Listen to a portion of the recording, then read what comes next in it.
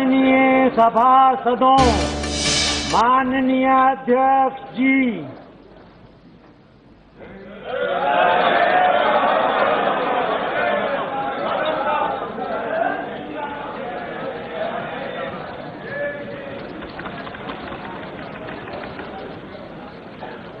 Item number 1 Shrimati Nirmala Sitharaman, माननीय वित्त मंत्री जी।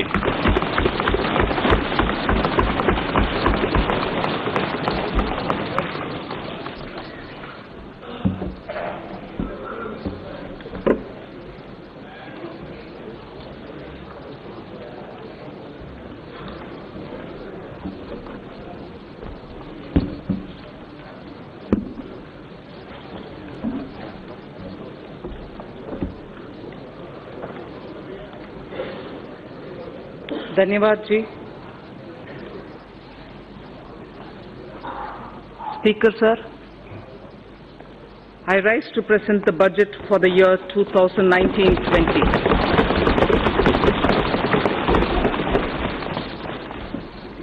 The recent election, which brought us to this august house today, was charged with brimming hope and desire for a bright and stable new India.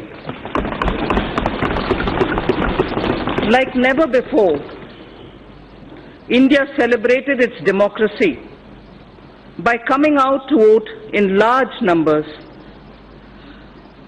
Voters' turnout was highest at 67.9%.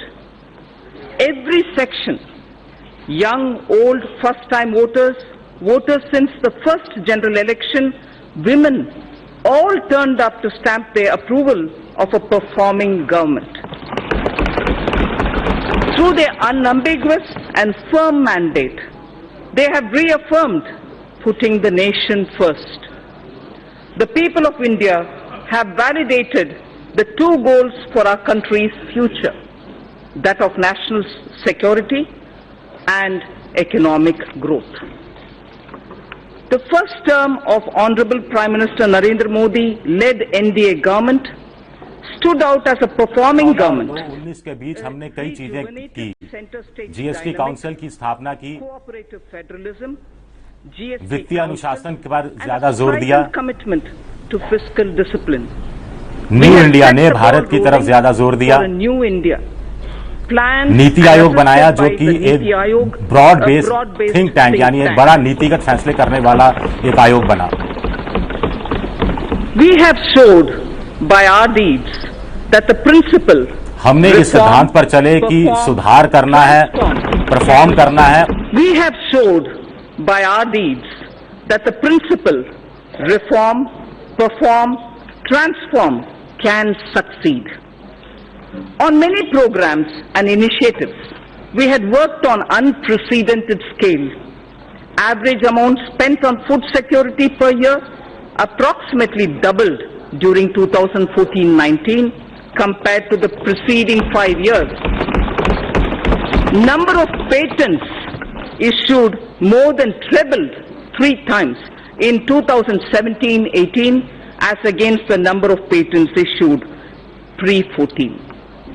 Our last mile delivery stood out and the unknown citizen in every nook and corner of our country felt the difference. Our objective was and continues to be मजबूत देश के लिए मजबूत नागरिक. Mega programs and services which we initiated and delivered during those 5 years will now be further accelerated. We shall further simplify procedures, incentivize performance, reduce red tape and make the best use of technology just as we did earlier. I am confident we will achieve our goals. Chanakya Niti Sutra says, Karya Purusha Karena Lakshyam Sampadayate. Meaning, with determined human efforts, the task will surely be completed. An Urdu couplet, pardon me my pronunciation, यकीन हो तो कोई रास्ता निकलता है, यकीन हो तो कोई रास्ता निकलता है, हवा की ओट B. लेकर चराग जलता है।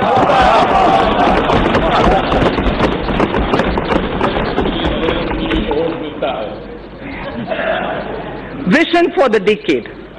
Our economy was at approximately 1.85 trillion US dollars when we formed the government in 2014.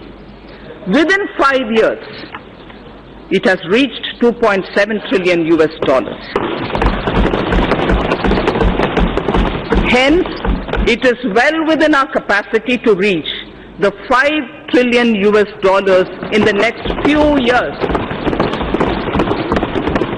In the interim budget of 2019-20 presented in February 2019, we gave ourselves a vision for the decade. I flagged here the 10 points of our vision laid before us.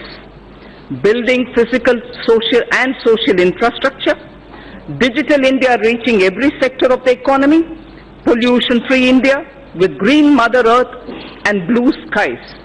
Make in India with particular emphasis on MSMEs, startups, defense manufacturing, automobiles, electronics, fabs and batteries, and medical devices.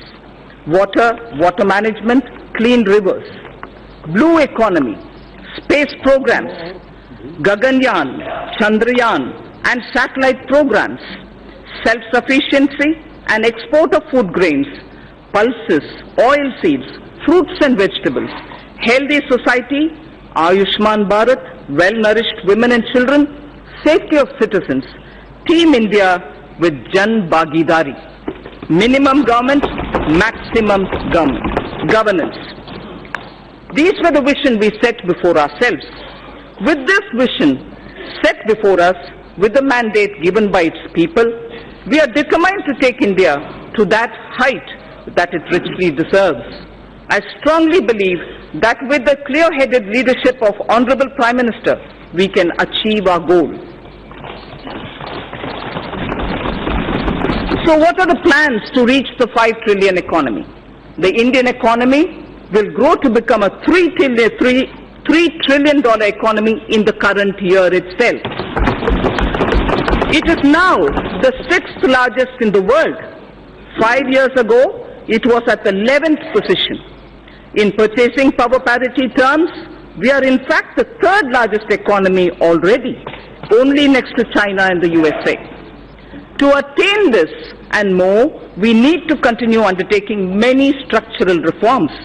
In the last 5 years, we saw many big reforms, in particular indirect taxation, bankruptcy, and real estate.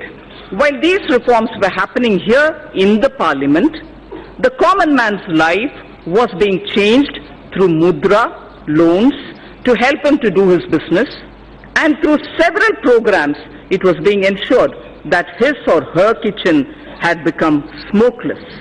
His or her house got electricity connection, and women's dignity was respected with the provision of toilets in home. The common man was served even as a major transformational reforms were being rolled out. And for this to continue, we need to invest heavily in infrastructure, in digital economy, and on job creation in small and medium firms. Respected Speaker, sir, it took us over 55 years for the Indian economy to reach $1 trillion. But when the country and her people's hearts are filled with Asha, Vishwas, and Akanksha, that is, when the hearts are filled with hope, trust and aspirations, we, in just 5 years, added $1 trillion. As I said, today we are nearing a $3 trillion level. So when we aspire to reach a $5 trillion level, many wonder if it's possible. If we can appreciate our citizens' purusharth or their goals of human spirit or pursuit, filled with their inherent desire to progress, led by the dedicated leadership present in this House, the target is eminently achievable. All of India's private sector industries, all of India's private sector industries, small, medium or large, have played a substantial role in growing our economy. I recall the words of an eminent industry leader who said that his company's growth has always aligned itself with India's growth, before and post-independence. So if before independence, India Inc. understood Swadeshi, today they understand Make in India. We do not look down upon legitimate profit earning. Gone are the days of policy paralysis and license quota control regimes. India Inc.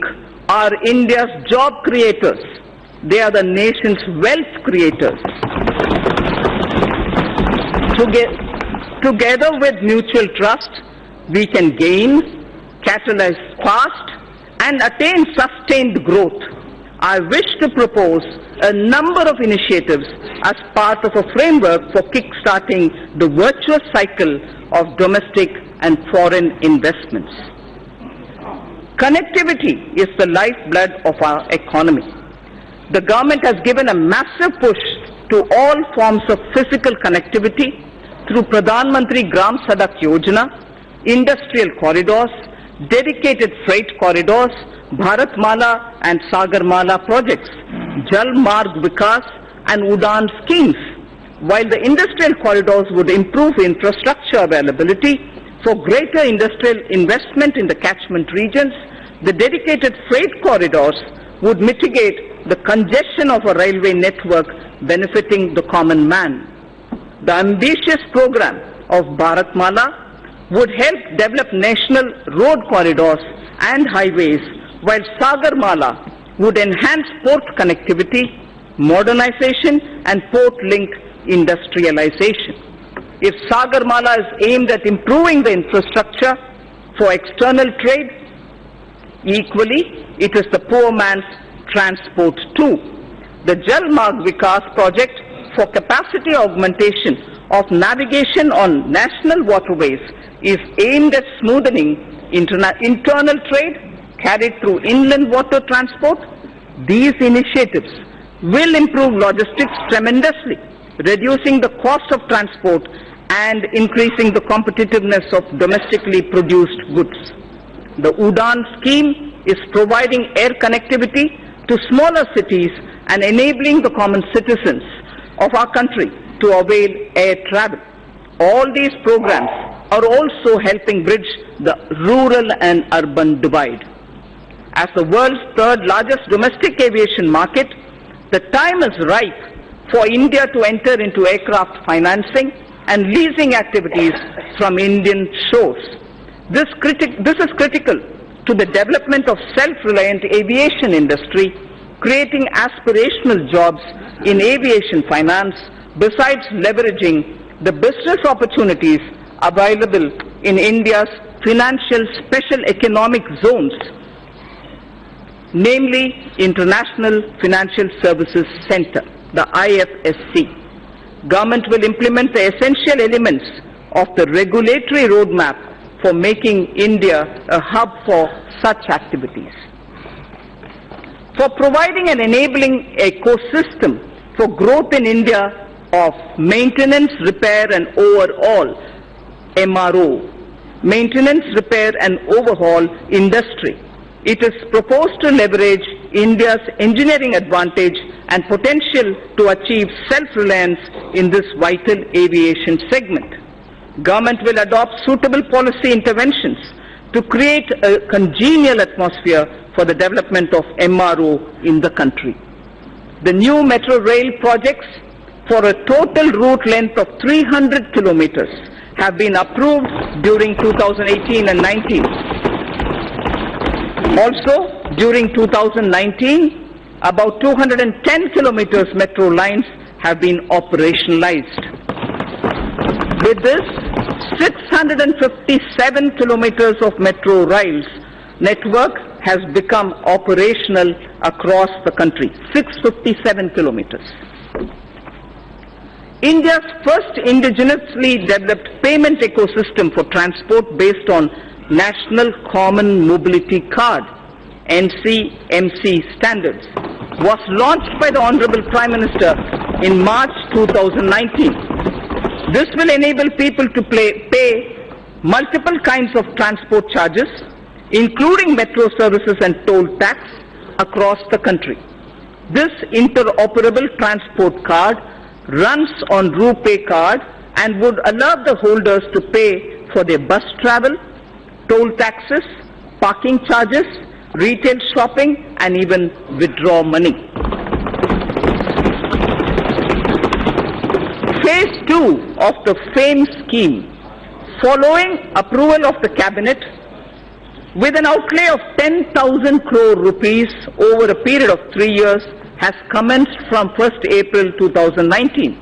The main objective of the scheme is to encourage faster adoption of electric vehicles by way of offering upfront incentive on purchase of electric vehicles and also by establishing the necessary charging infrastructure for electric vehicles. Only advanced battery and registered e-vehicles will be incentivized under the scheme, with greater emphasis on providing affordable and environment-friendly public transportation options for the common man. The government will carry out a comprehensive restructuring of National Highway Program to ensure that the National Highway grid of desirable length and capacity is created using financeable model. After completing the phase 1 of Bharatmala, in the second phase, states will be helped to develop state road networks.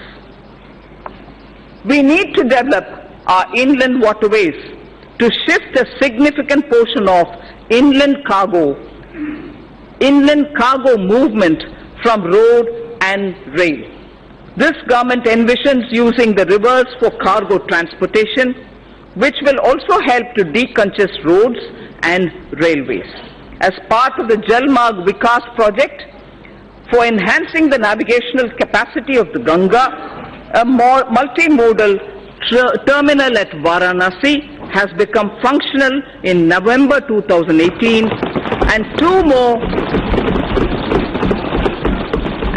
more such terminals at Sahibganj and Haldia, a navigational lock at Farakka, would be completed in 1920. The movement of cargo volume on Ganga is estimated to increase by nearly 4 times in the next 4 years. This will make movement of freight, passenger cheaper and reduce our import bill. It is estimated that railway infrastructure would need an investment of 50 lakh crores between 2018 to 2030. Given that the capital expenditure outlays of railways are around 1.5 to 1.6 lakh crores per annum, completing even all sanctioned projects would take decades. It is therefore proposed to use public-private partnership to unleash faster development and completion of connectivity in rolling stock manufacturing and also delivery of passenger freight services. To take connectivity infrastructure to the next level, we will build on the successful model in ensuring power connectivity, one nation, one grid. Earlier we spoke about one nation, one card for mobility of common man. Now it is one nation, one grid that has ensured power availability to states at affordable rates. I propose to make available a blueprint this year for developing gas grids, water grids, highways and regional airports. So the scaling up that we talked about, which marks the USP of this government, is revealed in each one of these examples. We do it in that scale each time.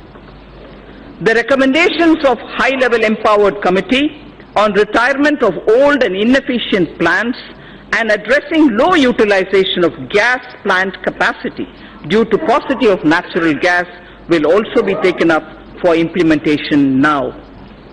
Our government launched Ujjwal Discom Assurance Yojana, UDAY, in 2015 aimed at financial and operational turnaround of DISCOMs. Government is examining the performance of the scheme and it will further get improved. We will work with the state governments to remove barriers like cross-subsidy surcharges, undesirable duties on open access sales or captive generation for industrial and other bulk power consumers. Besides these structural reforms, considerable reforms are needed in tariff policy. A package for power sector tariff and structural reforms would soon be announced. It is proposed that several reform measures would be taken up to promote rental housing. Current rental laws are archaic as they do not address the relationship between the lessor and the leasee realistically and fairly. A model tenancy law public infrastructure can be built on land and circulated to the states. Large public infrastructure can be built on land parcels held by the central ministries and central public sector enterprises all across the country. Through an innovative instrument or innovative instruments such as joint development and concession, public infrastructure and affordable housing will be taken up. For ease of access to credit for MSMEs, Government has introduced providing of loans up to 1 crore rupees for MSMEs within 59 minutes through a dedicated online portal. Under the interest subvention scheme for MSMEs, 350 crores of rupees has been allocated for the year 2019-20 for 2% interest subvention for all GST registered MSMEs on fresh or on incremental loans. On fresh or on incremental loans. Government payments to suppliers and contractors are a major source of cash flow, especially to SMEs and MSMEs. Investment in MSMEs will receive a big boost if these delays in payment are eliminated. Government will create a payment platform for MSMEs to enable filing of bills and payment thereof on the platform itself, thereby cutting down the time and the process itself. Encouraged by the overwhelming response, the Government of India has decided to extend the pension benefit to about 3 crore retail traders and shopkeepers whose annual turnover is less than 1.5 crores under a new scheme, namely Pradhan Mantri Karam Yogi Man Dhan scheme. Enrollment into the scheme will be kept simple, requiring only Adhar and a bank account, and the rest will be on self-declaration. We recognize that investment-driven growth requires access to low-cost capital. It is estimated that India requires investments averaging 20 lakh crores of rupees every year. A number of measures are proposed to enhance the sources of capital for infrastructure financing. A Credit Guarantee Enhancement Corporation, for which regulations have been notified by the RBI, will be set up in 2019-20. An action plan to deepen the market for long-term bonds, including for deepening markets for corporate bond repos, credit default swaps, etc., with specific focus on infrastructure sector, will be put in place. It is proposed to permit investments made by FIIs and FPIs in debt securities issued by Infrastructure Debt Fund, non-bank finance companies, the IDF, NBFCs, to be transferred, sold to any domestic investor within specified lock-in period. Corporate debt markets are crucial for the infrastructure sector. Given the need to further deepen bond markets, a number of measures are proposed to be taken up. To deepen the corporate tri-party repo market in corporate debt securities, government will work with regulators, the RBI and the SEBI, to enable stock exchanges to allow AA-rated bonds as collaterals. User-friendliness of trading platforms for corporate bonds will be reviewed, including issues arising out of capping of International Security Identification Number, the ISIN. It's right time to consider increasing minimum public shareholding in the listed companies. I have asked SEBI as a key source to consider raising the current threshold as a key source of capital to the Indian economy. It is important to as a key source of capital to the Indian economy. It is important to ensure a harmonized and hassle-free investment experience for foreign portfolio investors. Hence, it is proposed to rationalize and streamline the existing Know Your Customer, the KYC norms for FPIs to make it more investor-friendly without compromising the integrity of cross-border capital inflows. It is time to take our capital markets closer to the masses and meet various social welfare objectives related to inclusive growth and financial inclusion. I propose to initiate steps towards creating an electronic fundraising platform, a social stock exchange, under the regulatory ambit of Securities and Exchange Board of India, the SEBI, for listing social enterprises and voluntary organizations.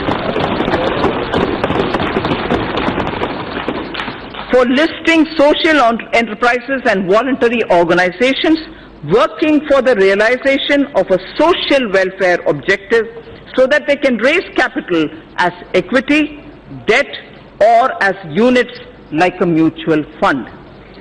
It is important to get retail investors to invest in treasury bills and securities issued by the government.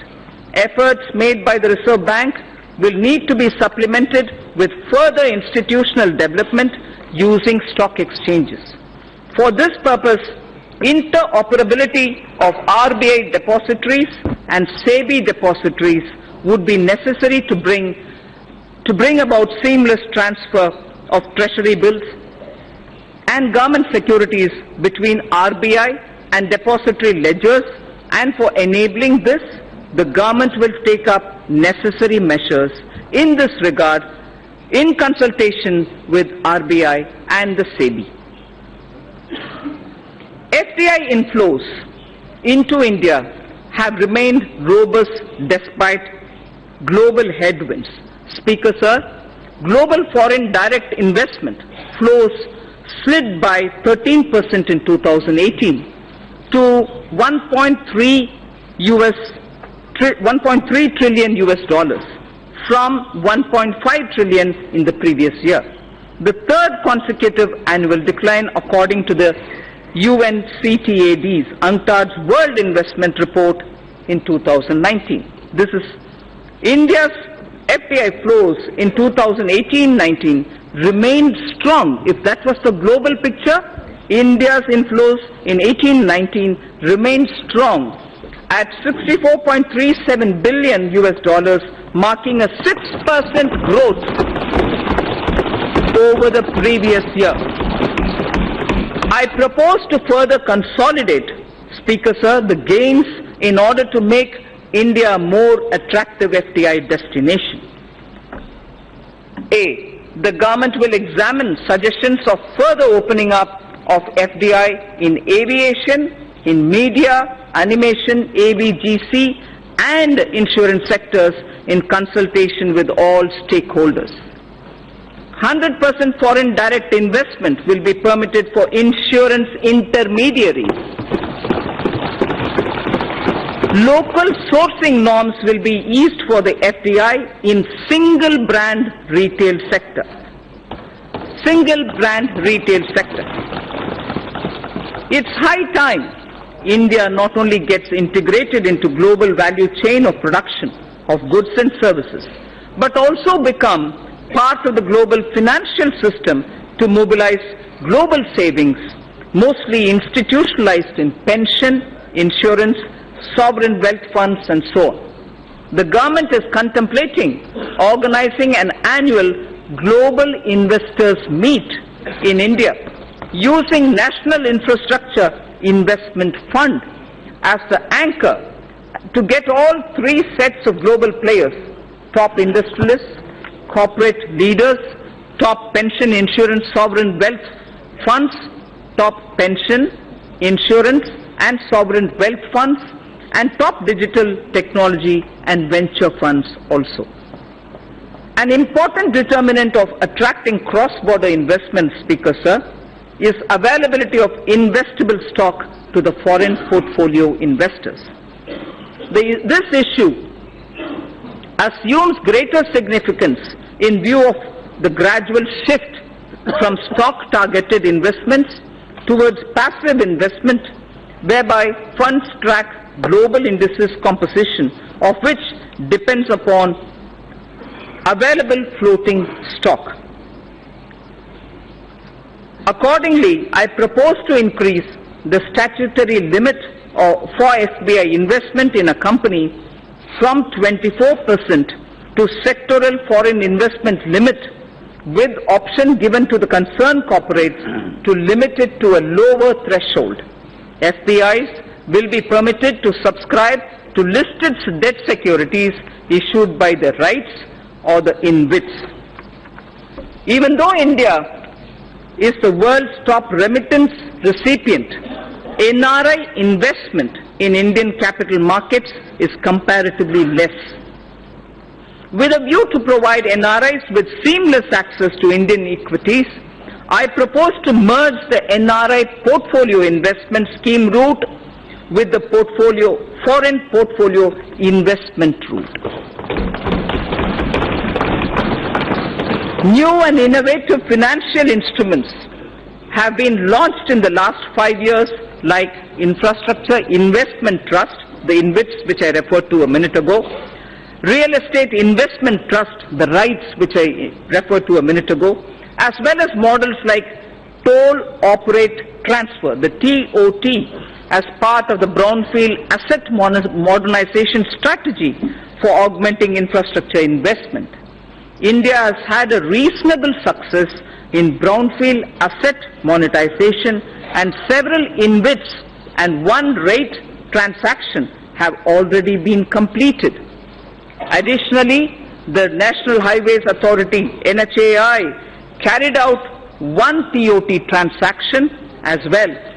The cumulative resources garnered through these instruments and model, Speaker Sir, exceed 24,000 crores of rupees.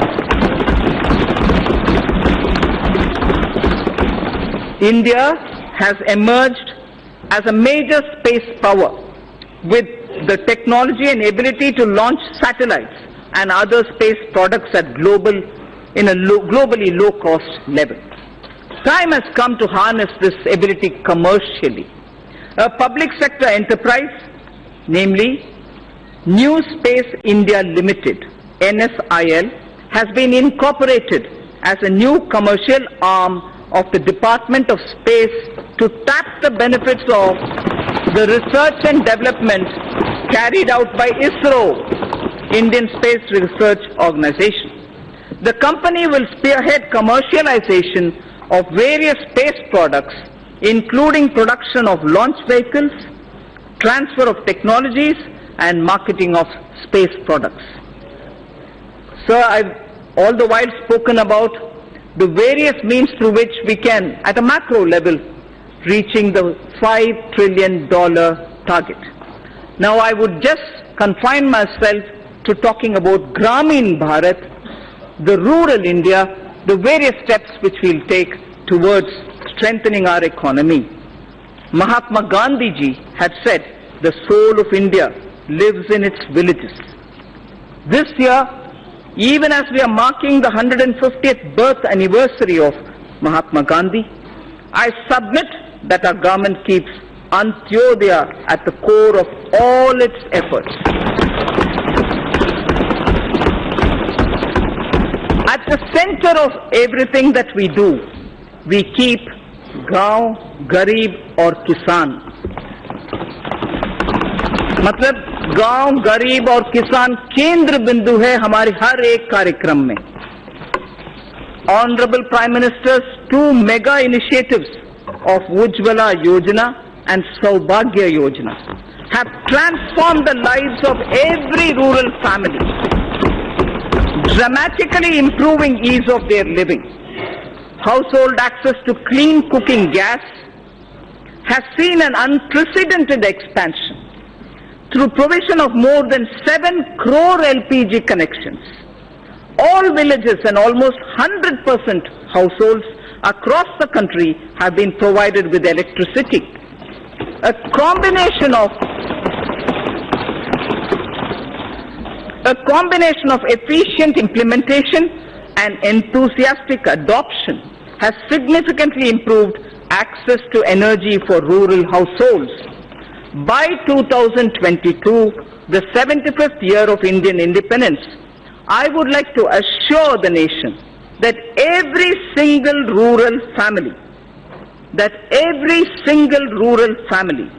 except those who are unwilling to take the connection, except, Speaker Sir, it's important to understand, except those who are unwilling to take the connection will have an electricity and a clean cooking facility.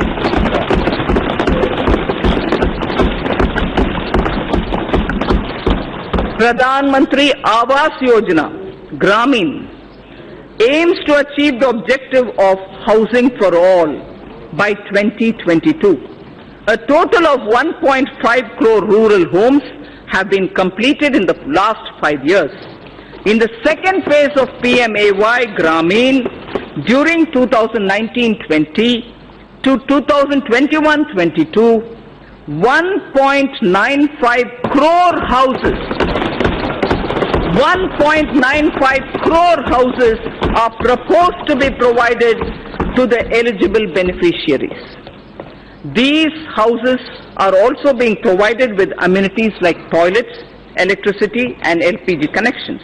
With the use of technology, the DBT platform, the Direct Benefit Transfer platform and technology inputs, average number of days for completion of houses has been reduced from 314 days in 2015 and 16. It took us 314 days, Speaker Sir. Now it is only 114 days. Please allow me to repeat this. If the completion of houses required 314 days in 2015-16, by the time it was 2017-18, it has now come down to only 114 days, and that is why the scale of our achievement is possible. Fishing and fishermen. Fishing and fishermen communities are closely aligned with farming and are crucial to rural India. Through a focused scheme, the Pradhan Mantri Matsya Sampada Yojana, the Department of Fisheries will establish a robust fisheries management framework. This will address critical gaps in the value chain, including infrastructure modernization, traceability, production, productivity, post-harvest management, and quality control. Pradhan Mantri Gram Sadak Yojana has brought many socio-economic gains in the rural areas. To accelerate the speed of achieving universal connectivity of eligible habitations, the target of connecting the eligible and feasible habitations was advanced from 2022 to 2019 itself. I am happy to inform that all-weather connectivity has now been provided to over 97% of all such habitations. This has been possible by maintaining a high pace of road construction of 130 to 135 kilometers per day in the last 1,000 days. Committed to the agenda of sustainable development, 30,000 kilometers of Pradhan Mantri Gram Sadak Yojana roads have been built using green technology, waste plastic and cold mixed technology, thereby reducing the carbon footprint. With the changing economic scenario, it is important to upgrade roads connecting villages to the rural markets. For this, Pradhan Mantri Gram Sadak Yojana Phase 3 is envisaged to upgrade 1,25,000 kilometers of road length over the next 5 years, with an estimated cost of 80,250 crores of rupees. 1,25,000 kilometers of roads will be upgraded under Pradhan Mantri Gram Sadak Yojana Phase 3, and the amount estimated for this is 80,250 crores. Considering the fact that majority of people still live in villages and depend on agriculture and traditional industries, the scheme of Fund for Upgradation and Regeneration of Traditional Industries, SFURTI, Spurti is it, aims to set up more common facility centers to facilitate cluster-based development to make the traditional industries more productive, profitable and capable for generating sustained employment opportunities. The focus sectors are bamboo, honey and khadi clusters. The SFURTI envisions setting up of 100 new clusters during 2019-20, which would enable 50,000 artisans to join the economic value chain. Further, to improve the technology of such industries, the scheme for promotion of innovation, rural industry and entrepreneurship, ASPIRE, has been consolidated for setting up of livelihood business incubators and technology business incubators. The scheme contemplates to set up 80 livelihood business incubators and 20 technology business incubators in 2019-20 to develop 75,000 skilled entrepreneurs in agro-rural industry sectors. We will invest widely in agricultural infrastructure.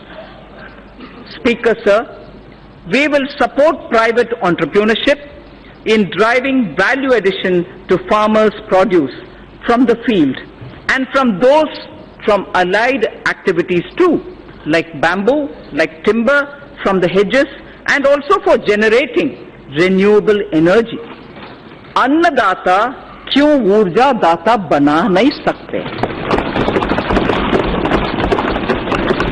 अन्नदाता ऊर्जा दाता बनाने के लिए बहुत सारे हमारे programmes हैं. Daring through cooperatives shall also be encouraged by creating infrastructure for cattle feed manufacturing, milk procurement, processing and marketing. Speaker, sir, I place my appreciation for our farmers whom have made India self-sufficient in pulses. दलहन के revolution जो हमारे किसान ने किया है, पिछले 1.5 साल में किया है, उसके लिए उनको मैं बधाई देना चाहती हूँ. I am sure they will repeat such a success even in the production of oil seed. तिलहन में भी हम उम्मीद रखते हैं हमारे किसान ऐसे ही सफलता पाएंगे. Our import bill shall be reduced by their seva. We also hope to form 10,000 new farmer producer organizations. That will ensure economies of scale for farmers over the next 5 years. The government will work with state governments to allow farmers to benefit from e-NAM. The Agricultural Produce Marketing Cooperatives Act should not hamper farmers from getting a fair price for their produce. Ease of doing business ease of doing business and ease of living both should apply to farmers too.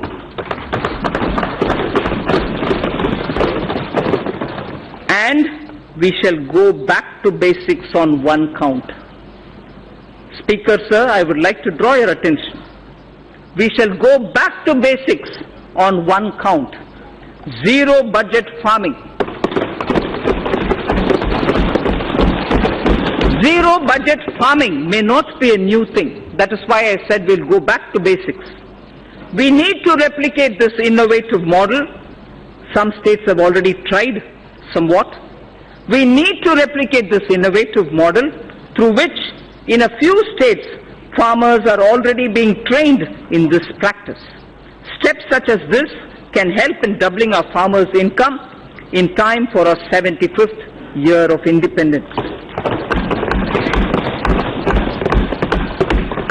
Ensuring India's water security and providing access to safe and adequate drinking water to all Indians is a priority for this government. A major step in this direction has been constitution of the Jal Shakti Mantralaya, integrating the Ministry of Water Resources, River Development and Ganga Regeneration and the Ministry of Drinking Water and Sanitation. This was done by integrating these many ministries and departments. This new Mantralaya will look at the management of our water resources and water supply in an integrated and holistic manner and will work with states to ensure Har Ghar Jal. Har Ghar Jal to all rural households by 2024 under the Jal Jeevan Mission. This mission under the Department of Drinking Water and Sanitation will focus on integrated demand and supply side management of water at the local level, including creation of local infrastructure for source sustainability like rainwater harvesting, groundwater recharge and management of household wastewater for reuse in agriculture. The Jal Jeevan Mission will converge with other central and state government schemes to achieve its objectives of sustainable water supply management across the country. The government has identified 1,592 blocks which are critical and overexploited, spread across 256 districts for the Jal Shakti Abhiyan. Besides using funds available under various schemes, the government will also explore possibility of using additional funds available under the Compensatory Afforestation Fund Management and Planning Authority, the CAMPA, for this purpose. Speaker sir, Swachh Bharat Abhiyan has touched the very conscience of the nation besides bringing enormous health and environmental benefits. This noble scheme, initiated in 2014, has achieved a resounding success. 9.6 crore toilets have been constructed.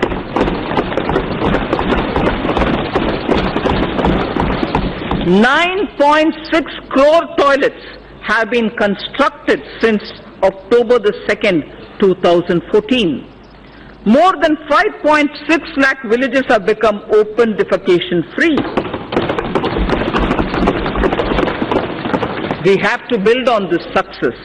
We must not only sustain the behavioral change seen in people, but also harness the latest technologies available to transform waste into energy. I propose to expand the Swachh Bharat mission to undertake sustainable solid waste management in every village.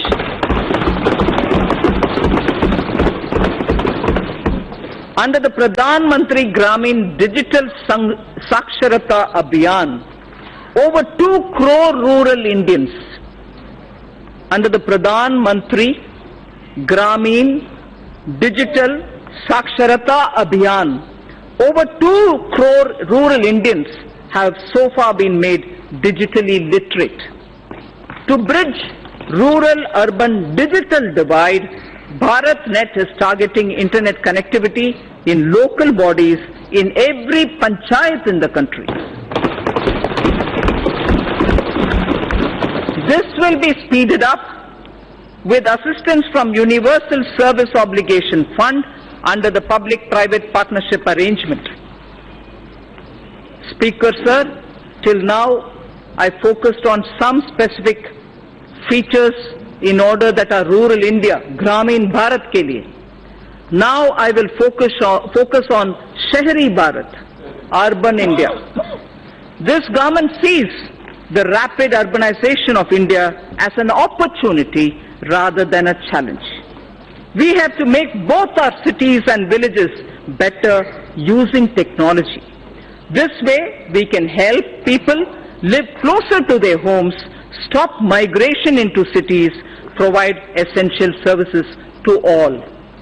Under Pradhan Mantri Awas Yojana, urban, over 81 lakh houses with an investment of about 4.83 lakh crores have been sanctioned, of which construction has started in about 47 lakh houses. Over 26 lakh houses have been completed, of which nearly 24 lakh houses have been delivered to the beneficiaries. There is large-scale adoption of new technologies for construction of these houses. Over 13 lakh houses have so far been constructed using these new technologies. More than 95% of our cities also have become ODS, open defecation free. 95% of all cities have become, or they have declared themselves ODS. More than 45,000 public and community toilets across 1,700 cities have been uploaded on Google Maps, covering more than 53% of India's urban population. Almost 1 crore citizens have downloaded the Swachhata app. The 150th birth anniversary of Mahatma Gandhi is an apt occasion for us to rededicate ourselves to the ideals of the Mahatma. Honorable Prime Minister took the sankalp of achieving Gandhiji's resolve of Swachh Bharat to make India open defecation free by 2nd October 2019. I'm very satisfied and I'm very happy to report to this august House that this would be achieved by the 2nd of October. To mark this occasion, the Rashtriya Swachhata Kendra will be inaugurated at Gandhi Darshan, Rajghat on 2nd October 2019.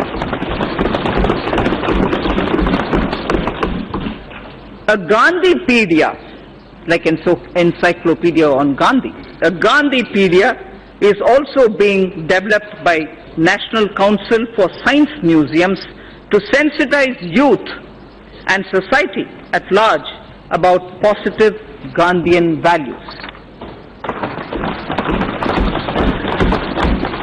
Indian Railways suburban and long-distance services do a phenomenal task in cities like Mumbai and smaller cities.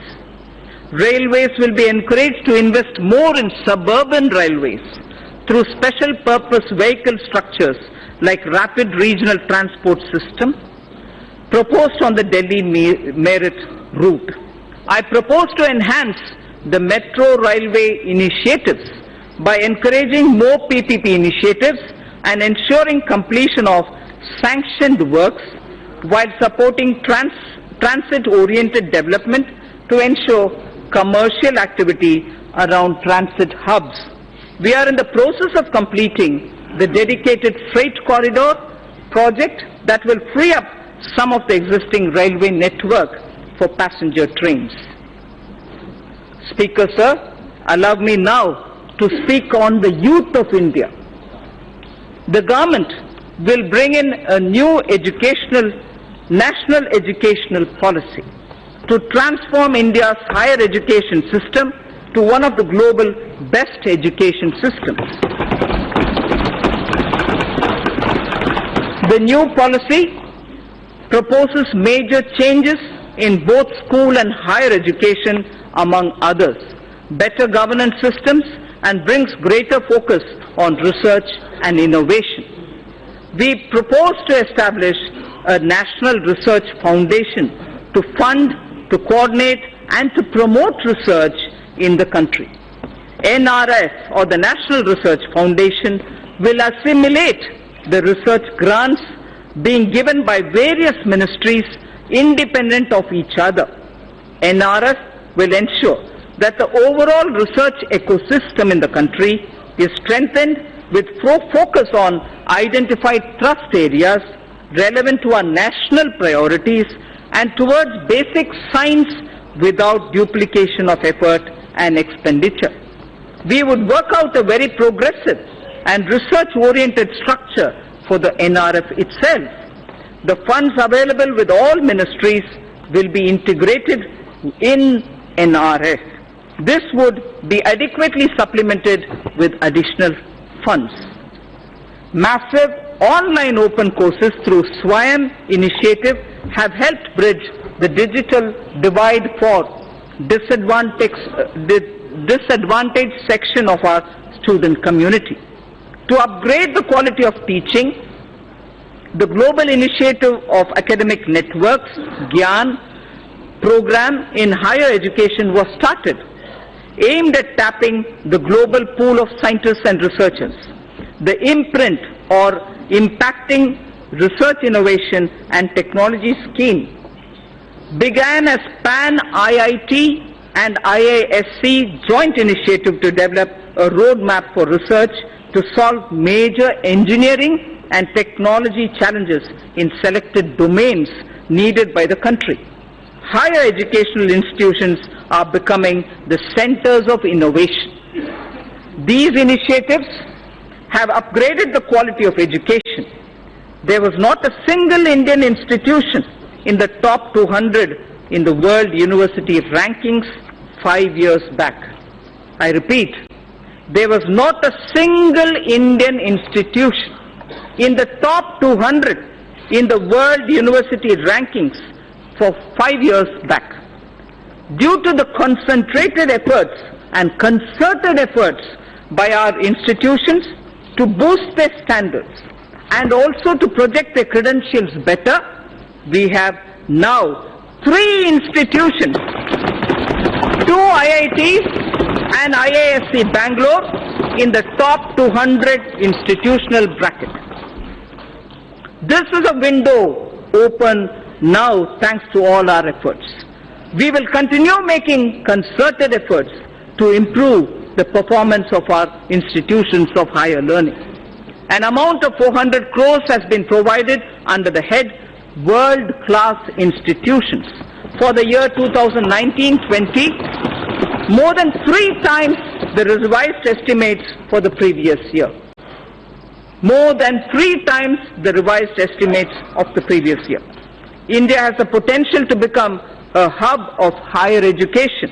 I therefore propose to start a program, Study in India, that will focus on bringing foreign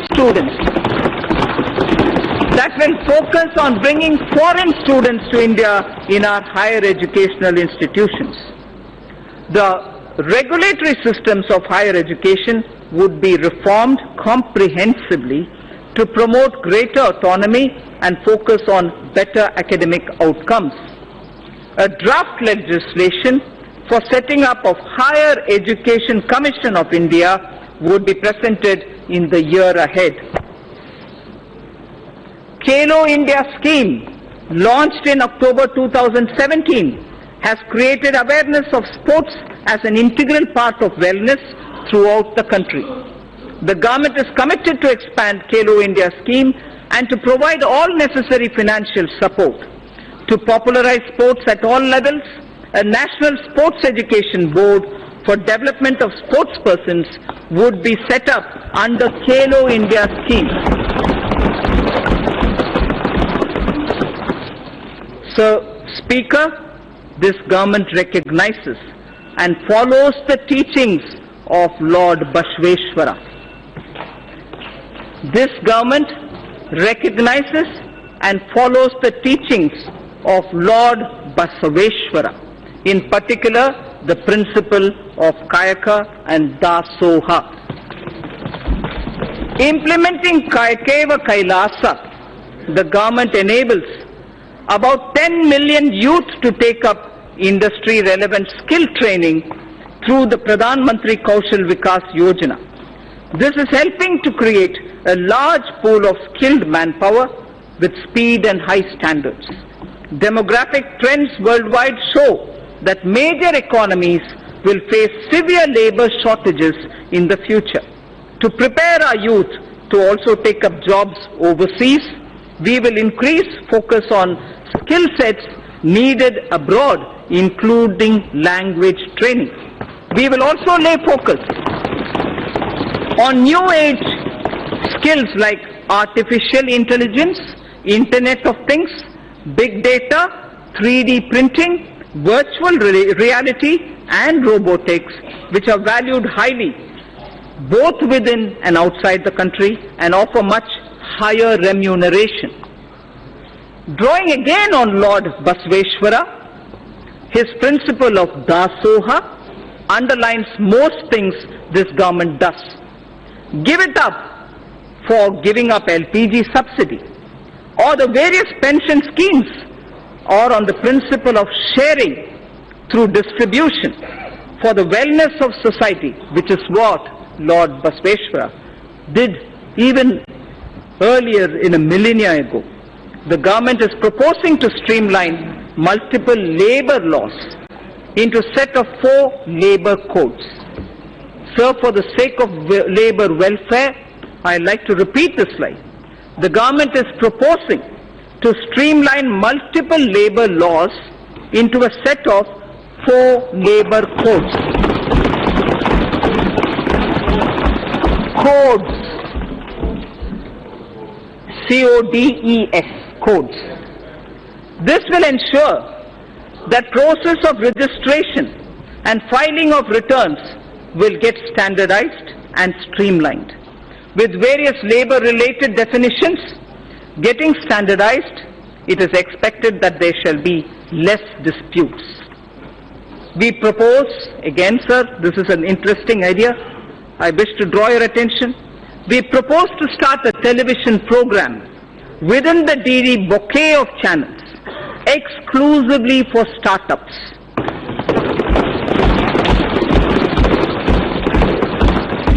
This shall serve as a platform for promoting startups, discussing issues affecting their growth, matchmaking with venture capitalists, and for funding and tax planning. This channel shall be designed and executed by startups themselves. Later, in the speech, I shall deal with taxation matters of the startups.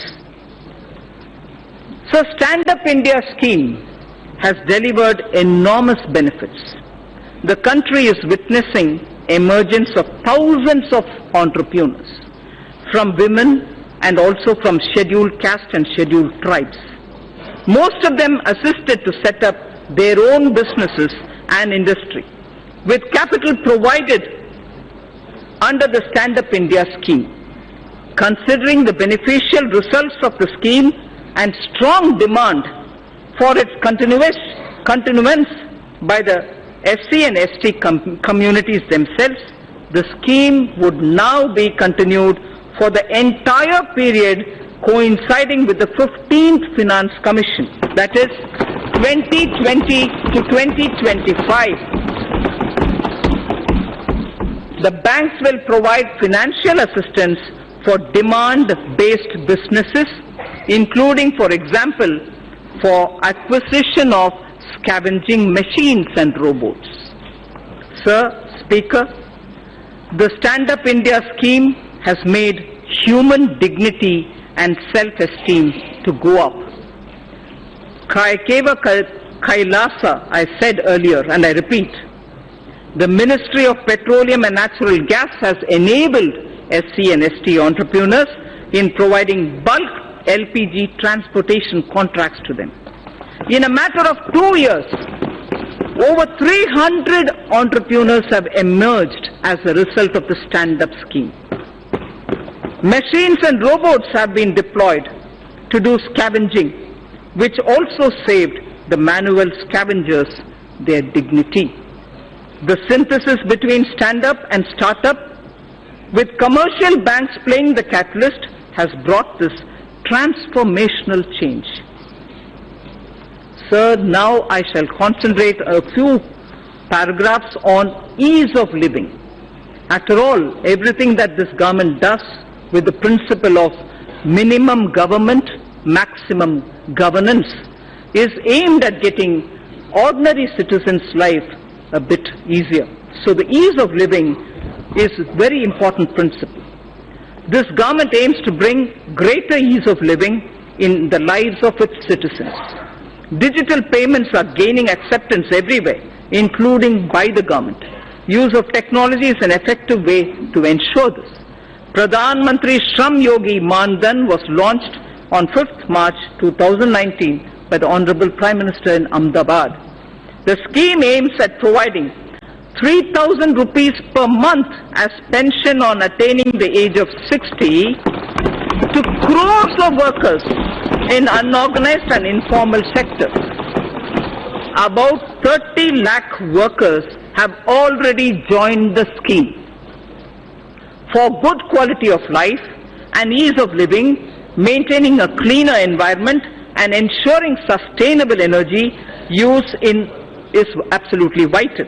A program of mass scaling up of LED bulbs for widespread distribution at household level was taken up, resulting into massive replacement of incandescent bulbs and CFLs in the country. Approximately 35 crore LED bulbs have been distributed under the Ujala Yojana, leading to a cost saving, and this is very impressive. I request through you, respected Speaker, that all members present here listen to what cost saving has emerged because of the LED bulbs. Approximately 35 crore LED bulbs have been distributed under the Ujala Yojana, leading to a cost saving of 18,341 crores. And this 18,341 crores annually, every year, because of LED, this is what the country is saving. It is going to be free of incandescent, India is going to be free of incandescent bulbs, and CFL use has already become minuscule. We will use the approach of mission LED bulb method to promote the use of solar stoves and battery chargers in the country. To make railway travel a pleasant and satisfying experience to the common citizen, again ease of living, we will launch a massive program of railway station modernization this year. Railway station modernization will be launched this year. Honorable Speaker, sir, I draw the attention to the women of India. Nari to Narayani.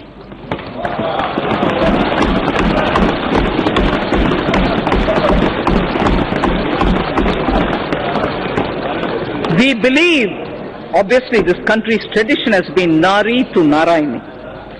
Swami Vivekananda, in a letter to Swami Ramakrishnananda, had said, "There's no chance for the welfare of the world unless the condition of women is improved." I repeat, there is no chance for the welfare of the world unless the condition of women is improved. It is not possible for a bird to fly on one wing. Swami Vivekananda's words. This government believes that we can make progress with greater women's participation. In India's growth story, sir, I would like to draw your attention. In India's growth story, particularly in the rural economy, Gramin Arth Vyavastha mein, the role of women is a very sweet story. ग्रामीण अर्थव्यवस्था में महिला की भागीदारी एकदम एक सुनहरा कहानी है.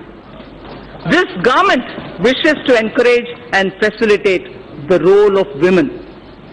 Gender analysis of the budget aimed at examining the budgetary allocation through a gender lens has been in place for over a decade. I propose to form a broad-based committee with government and private stakeholders to evaluate and suggest action for moving forward. There is no segment of human life where the contribution of women is not significant. There is no segment where the contribution of women is not significant. This government firmly believes that the socio-economic transformation that is taking place, particularly in the last decade, India's women's role and leadership is distinct. The recent elections have shown record turnout of women voters at par with men. Record turnout of women voters at par with men. We also have a record number of 78 women MPs here in this house. This reinforces our approach of going beyond just women-centric policy. I repeat, this reinforces our approach of going beyond just women-centric policy making to building women-led initiatives and movements. This government, Speaker Sir, has supported and encouraged women entrepreneurship through various schemes such as Mudra, Stand Up India, self-help group support and so on. In order to further encourage women enterprises, I propose to expand the Women SHG Interest Subvention Program to all districts in India. Furthermore, for every verified woman SHG member having a Jan Dhan bank account, for every verified woman SHG member having a Jan Dhan account, an overdraft of 5,000 shall be allowed. Again, one woman in every SHG, which is spread all across the country, one woman in every SHG will also be made eligible for a loan up to 1 lakh under the Mudra scheme.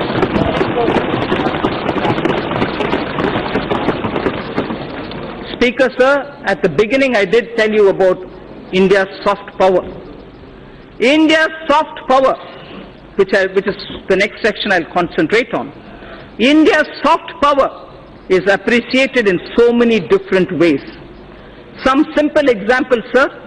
In the last 3 years, on the International Yoga Day, yoga has been practiced in large numbers in 192 countries around the world. Mahatma Gandhi's favorite bhajan, Vaishnav Janto Tene Kahiye, was sung by the respective lead artists from over 40 countries. The annual Bharat Ko Jano quiz competition is sought after as an event to participate by not only NRIs, non-resident Indians, but also several foreigners themselves. I propose to consider issuing Adhar card for non-resident Indians with Indian passports after their arrival in India without waiting for 180 days. I repeat it.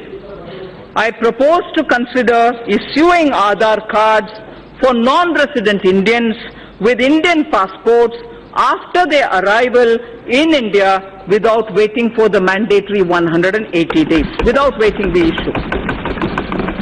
I propose to launch a mission which will integrate our traditional artisans and their creative products with global markets. Wherever necessary, we shall obtain patents for them and the geographical indicators, GI, for them. I wish to say this in Hindi for the larger audience of traditional artisans. इस उद्देश्य से मैं इस गरिमामय प्रांगण से पहली बार यह घोषणा करती हूं कि हम भारत के सृजनात्मक उद्योगों को अर्थव्यवस्था से जोड़कर जहां आवश्यक है बौद्धिक संपदा अधिकारों से संरक्षित करके राष्ट्रीय और अंतर्राष्ट्रीय बाजार तक पहुंचाने की मुहिम प्रारंभ करेंगे।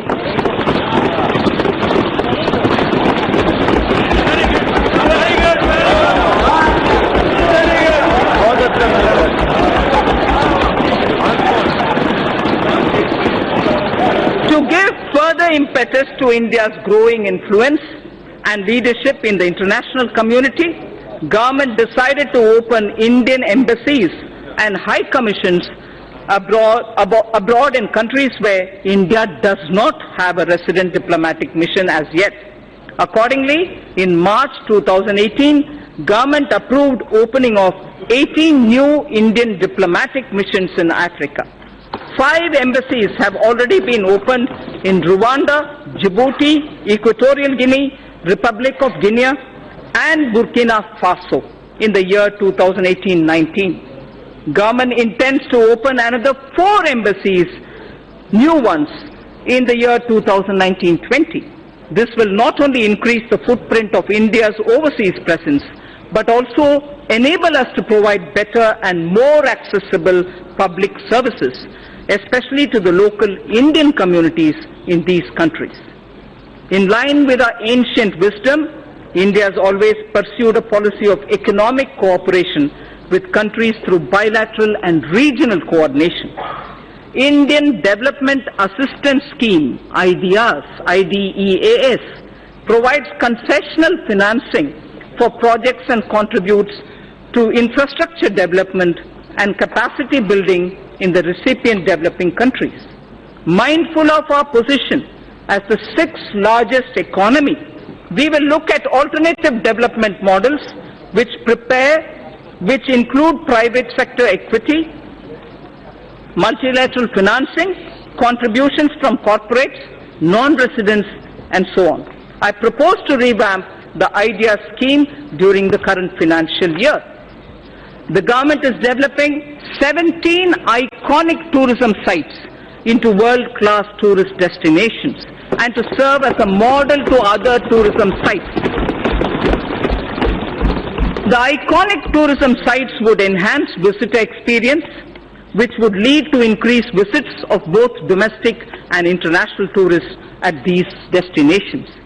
With the objective of preserving rich tribal heritage, a digital repository is developed where documents of folk songs, photos and videos regarding their evolution, place of origin, lifestyle, architecture, education levels, skill sets, traditional art, folk dances, and other anthropological details of the tribes in India will be stored.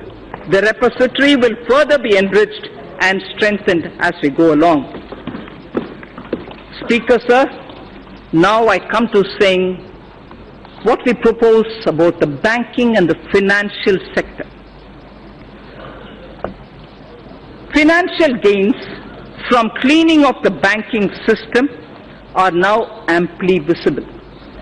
NPAs, meaning non-performing assets, of commercial banks have reduced by over 1 lakh crore over the last year.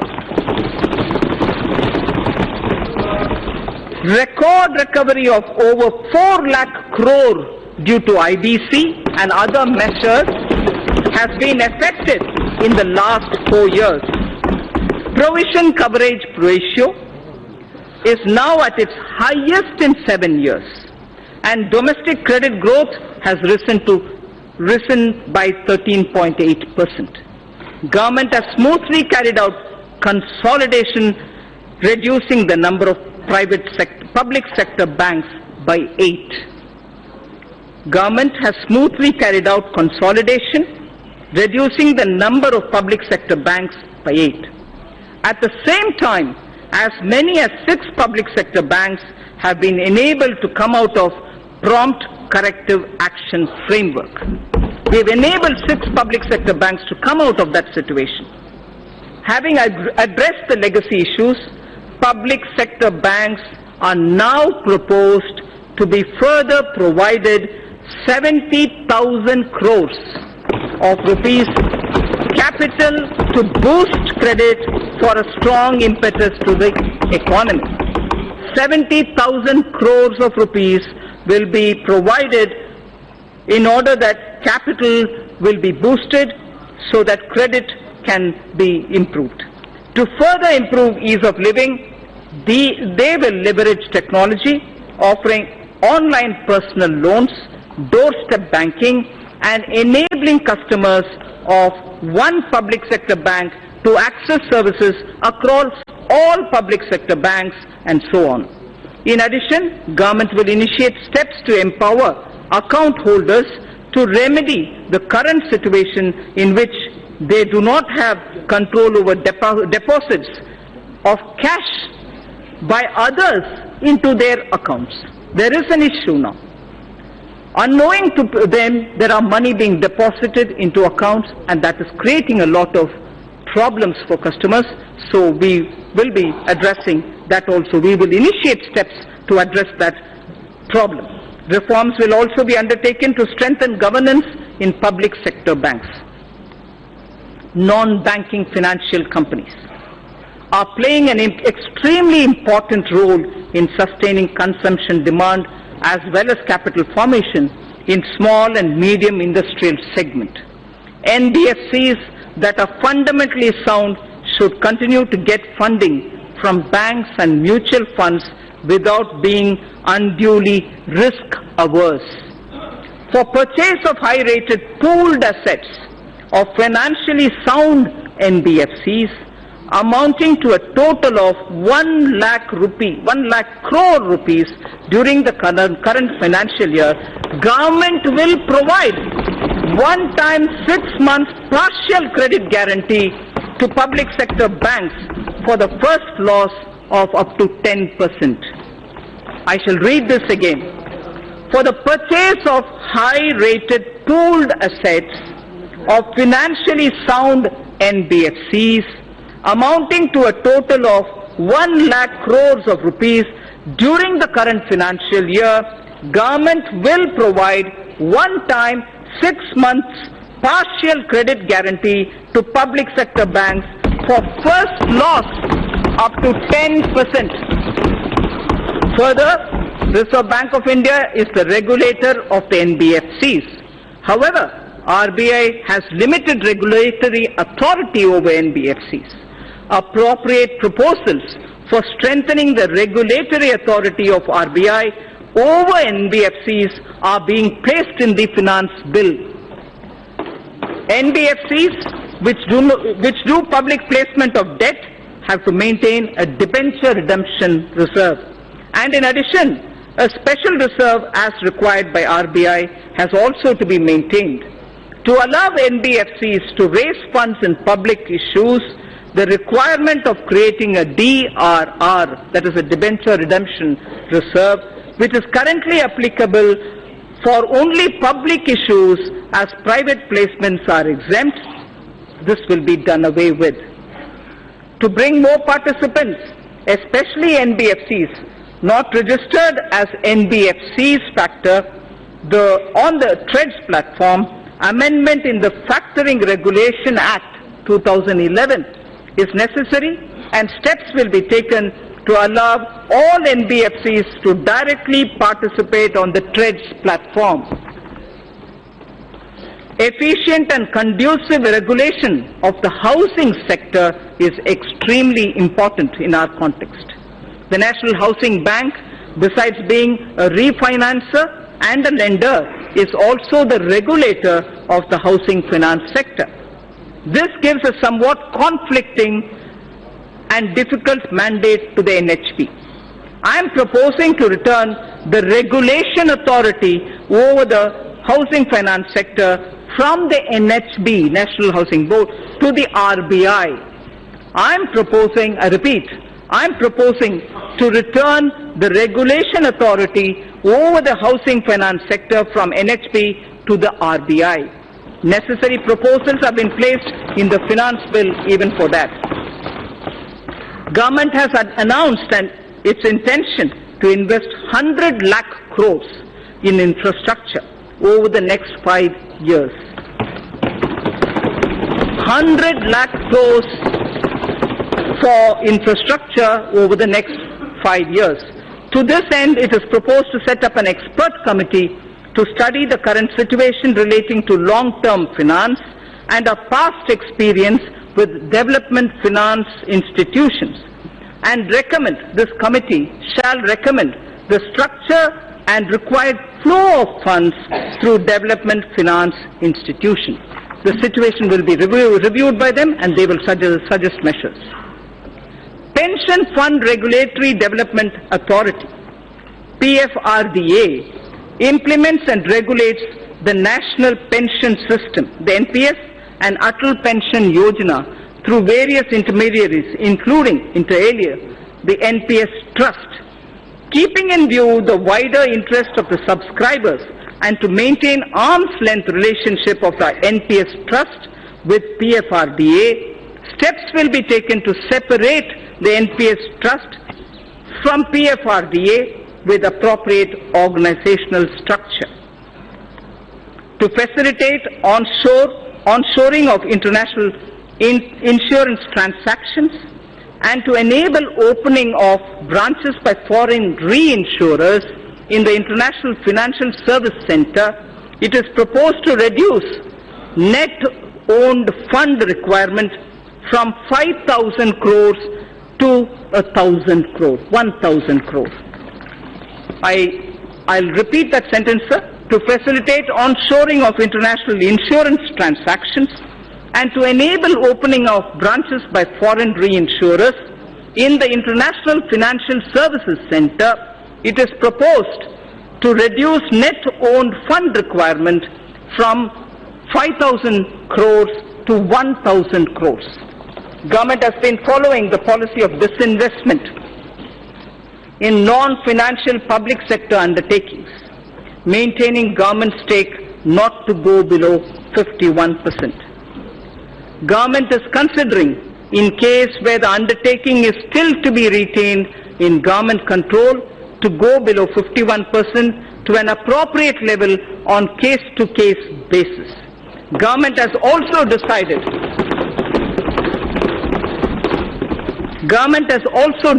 to modify present policy of retaining 51% government stake to retaining 51% stake inclusive of the stake of government-controlled institutions. Sir Speaker, in order to improve the capital flows into the Indian economy, it is important to align domestic corporate systems and practices with global ones. It is also appreciated that global finance movement in equity uses certain parameters to evaluate the stocks in which they choose to invest. The government intends to further encourage retail participation in CPSEs, which of late has shown very encouraging upward trend. In order to provide additional investment space, the government would realign its holding in CPSEs, including banks, to permit greater availability of its shares and to improve depth of its market.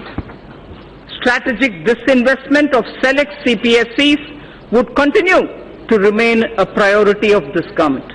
In view of current macroeconomic parameters, government would not only reinitiate the process of strategic disinvestment of Air India, but would offer more CPSEs for strategic participation by the private sector.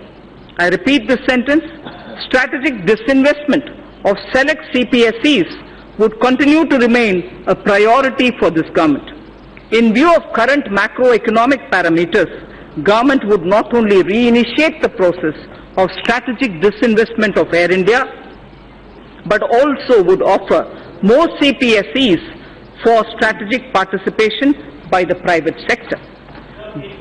Government is setting an enhanced target of rupees 1,05,000 crore of disinvestment receipts for the financial year 2019-20. The government will undertake strategic sale of PSUs. The government will also continue to do consolidation of PSUs in the non-financial space as well. Sir, ETFs have proved to be an important investment opportunity for retail investors and has turned out to be a good instrument of Government of India's disinvestment program. To expand this further, Government will offer an investment option in ETFs on the line of Equity Linked Savings Scheme, which is ELSS. This would encourage long-term investments in CPSEs. For bringing better public ownership of the PSUs and also bring greater commercial and market orientation of the listed PSUs, the government will take all necessary steps to meet public shareholding norms of 25% for all listed PSUs and raise the foreign shareholding limits to maximum permissible sector limits for all PSUs, companies which are part of emerging market index. Sir, the Indian sovereign debt, external debt, India's sovereign external debt to GDP is among the lowest globally at less than 5%. Honorable Speaker, sir, this is a very important indicator for India. I am repeating the line. India's sovereign external debt to GDP is among the lowest globally at less than 5%. The government will start raising a part of its gross borrowing program in external markets in external currencies. This will also have beneficial impact on demand situation for the government securities in domestic market. A new series of coins, sir, a new series of coins of 1 rupee, 2 rupees, 5 rupees, 10 rupees and 20 rupees, easily identifiable to the visually impaired also, were released by the government minister, by the Honorable Prime Minister on 7th March 2019. These new coins will be made available for public use shortly. Sir, in the first 50 years after independence, we emphasized on rights. So I draw your attention to this line, which marks the end of part A of my speech. In the first 50 years after independence, we emphasized on rights. Marking 75 years of our independence, we should place emphasis on our duty towards India.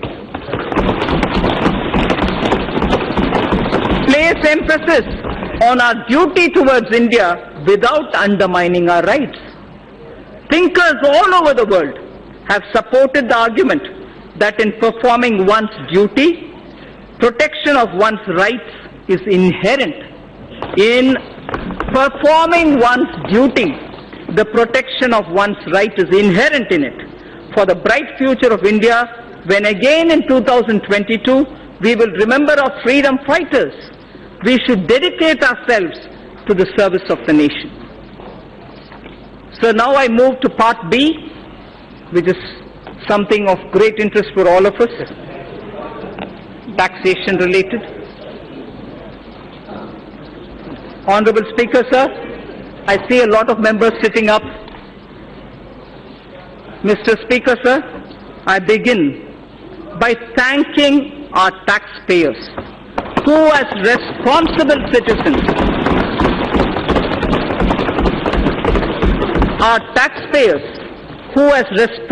citizens, perform their duty by paying their taxes. It is because of their valuable contribution that our government is able to work for our collective dream of inclusive and all-round development of our nation. I place my appreciation to the honest taxpayer of India. At this juncture, sir, I find wisdom in a line from Purananuru, which is a Sangam time Tamil literature piece. A Tamil Sangam era work, and this is done by Pisirandayar. Pisirandayar, yes. The verse, Yanai Pugunda Nilam,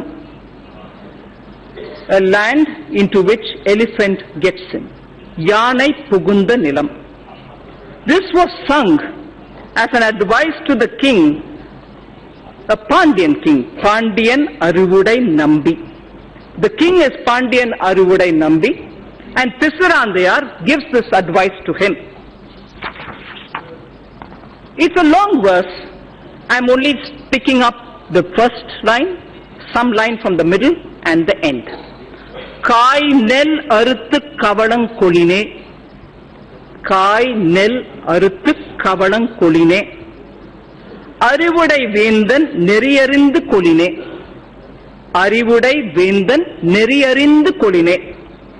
Parivu tapa edukkum pindam natchin.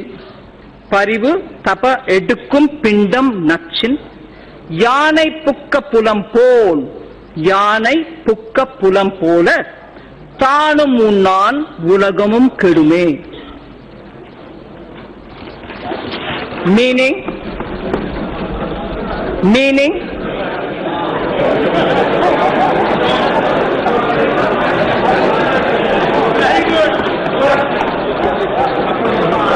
a few mounds of rice, just a few mounds of rice from paddy that is harvested from a small piece of land would be sufficient for the elephant.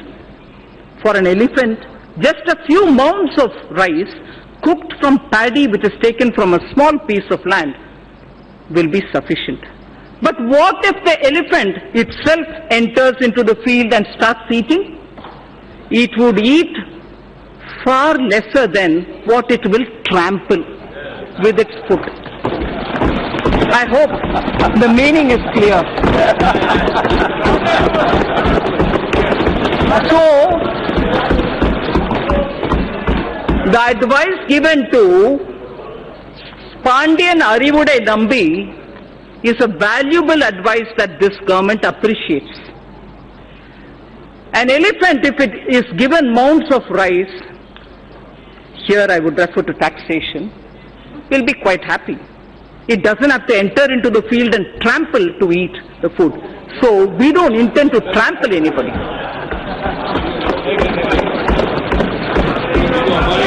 Sir, indirect taxes therefore, sir, Mr. Speaker, due to a slew of efforts taken by our government, the direct tax revenue has significantly increased over the past couple of years. It has increased by over 78% from 6.38 lakh crores in financial year 2013-14 to around 11.37 lakh crores in financial year 2018. From 6.38 lakh crores to 11.37 lakh crores between 13-14 and 18-19. It is now growing at double-digit rate every year.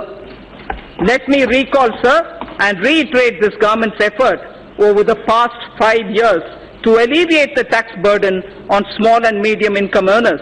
This includes self-employed as well as small traders, salary earners, and senior citizens. Only when their annual taxable income exceeds 5 lakhs, only when their annual taxable income exceeds 5 lakhs, they are required to pay any income tax.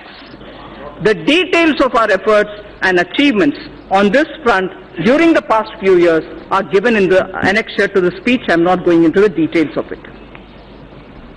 Speaker, sir, my tax proposals will aim to stimulate growth, incentivize affordable housing, and encourage startups by releasing the entrepreneurial spirit. It will also be geared towards promoting digital economy. I aim to simplify tax administration and bring greater transparency. So far as corporate tax is concerned, we continue with phased reduction in rates. Currently, a lower rate of 25% is only applicable to companies having annual turnover up to 250 crores. Currently, the lower rate of 25% is only applicable to companies having annual turnover of up to 250 crores.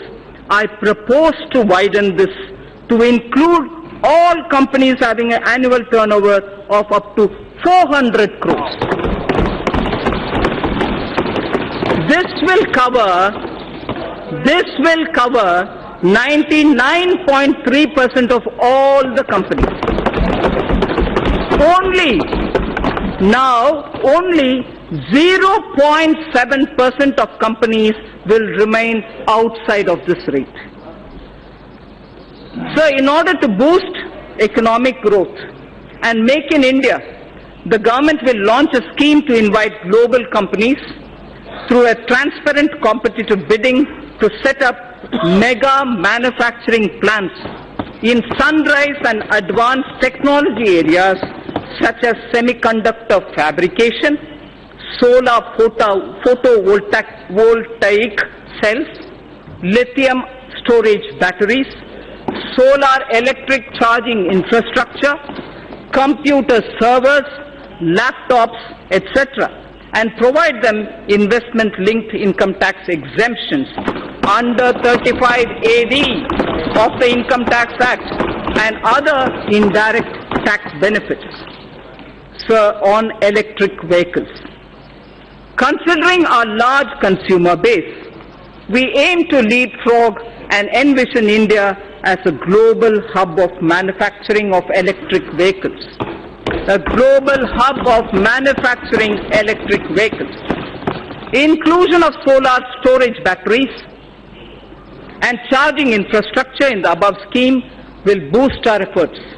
Government has already moved the GST Council to lower the GST rate on electric vehicles from 12 to 5%. Also, to make electric vehicle affordable to consumers, our government will provide additional income tax deduction of 1.5 lakhs of rupees on the interest paid on loans taken to purchase electric vehicles. What does this mean? This amounts to a benefit of 2.5 lakh crores over the loan period to the taxpayer who takes loans to purchase electric vehicles. So by the time the entire period of the loan ends, for you having taken the loan for buying an electric vehicle, you would benefit to the level of 2.5 lakh rupees because of this income tax deduction which is being brought in for encouraging purchase of electric vehicles. So startups, as I said when I was talking about the youth of this country, startups require, and we have been consistently providing them all the encouragement. Startups in India are taking firm roots and their continued growth needs to be encouraged. To resolve the so-called angel tax issue, I'm sure a lot of members are concerned on this issue. To resolve the so-called angel tax issue, the startups and their investors who file requisite declarations and provide information in their returns will not be subjected to any kind of scrutiny in respect of valuation of share premiums. The issue of establishing identity of the investor and source of his funds will be resolved by putting in place a mechanism of e-verification, so there's no man-to-man interface there. With these funds raised by startups will not require, the funds raised by startups will not require any kind of scrutiny from the income tax department. In addition, special administrative arrangements shall be made by the Central Board of Direct Taxes for pending assessments of startups and redressal of their grievances. It will be ensured that no inquiry or verification in such cases be carried out by the assessing officer without obtaining approval of a supervisory officer. So the element of discretion with which startups were suffering has been removed. So without obtaining the approval of a supervisory officer, an assessing officer shall not worry the assessee. At present, startups are not required to justify fair market value of their shares issued to certain investors, including Category 1 alternative investment funds. I propose to extend this benefit to Category 2 alternative investment funds also.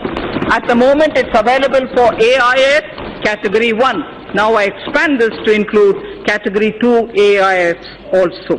Therefore, valuation of shares issued to these funds shall be beyond the scope of income tax scrutiny. Again, you get out of income tax scrutiny when that has been done. I also propose to relax some of the conditions for carry forward and set off losses in the case of startups.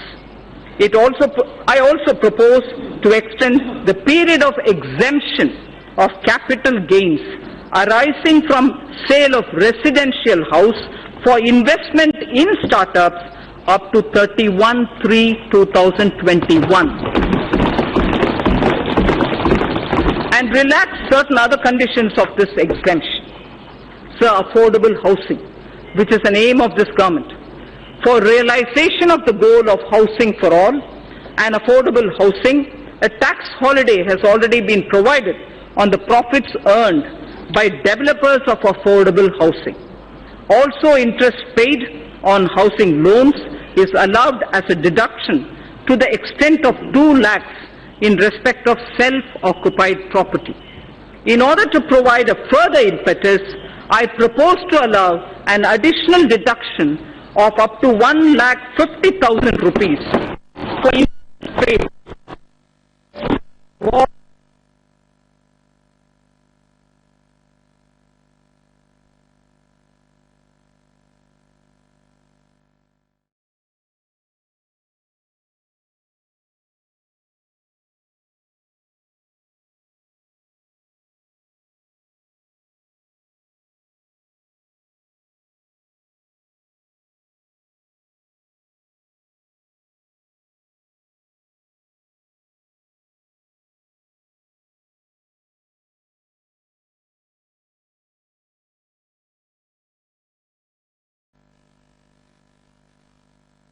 coming with enable of the affordable home category.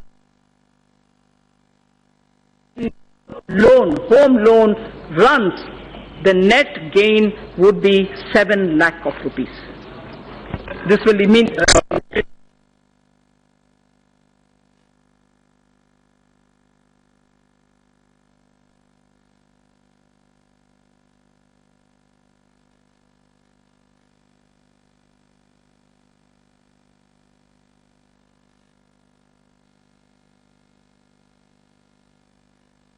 there is a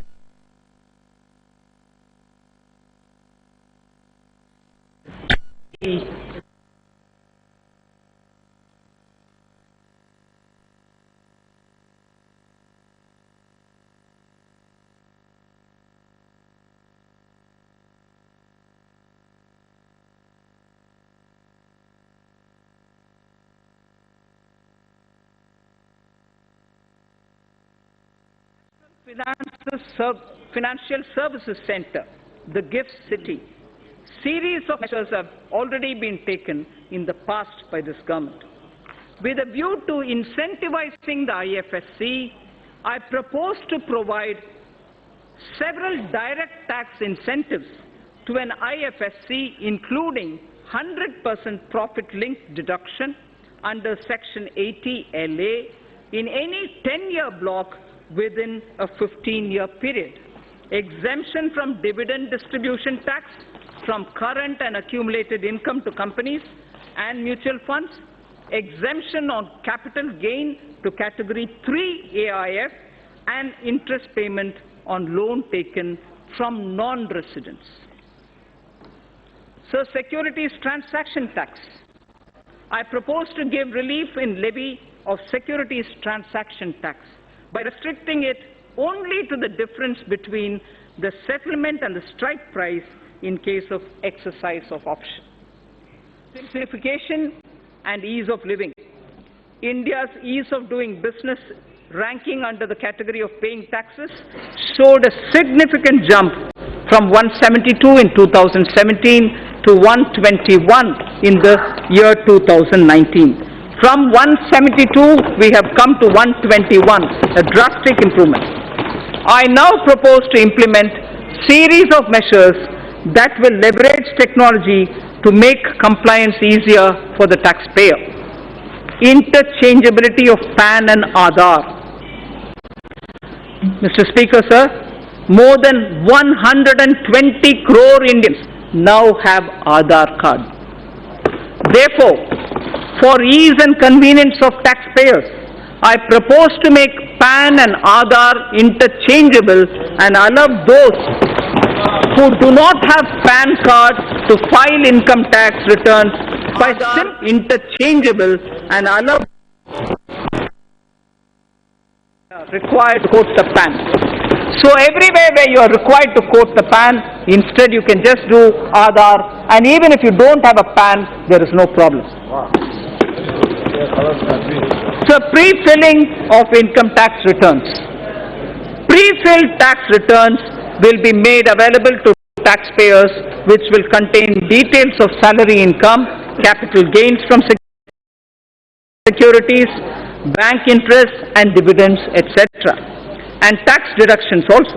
Information regarding these incomes will be collected from the concerned sources such as banks, stock exchanges, mutual funds, EPFO, state registration departments and so on. This will not only significantly reduce the time taken to file tax return, but will also encourage accuracy of reporting of income tax.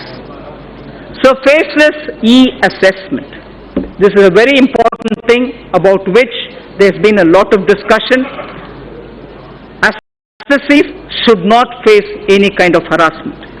The existing system of scrutiny assessments in the income tax department involves a high level of personal interaction between the taxpayer and the department, which leads to certain undesirable practices and on the part of the tax officials.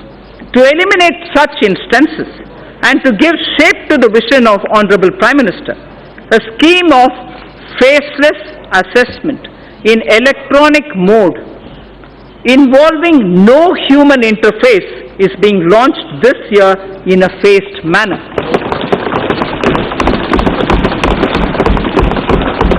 To start with, such e-assessments shall be carried out in cases requiring verification of certain specified transactions or discrepancies.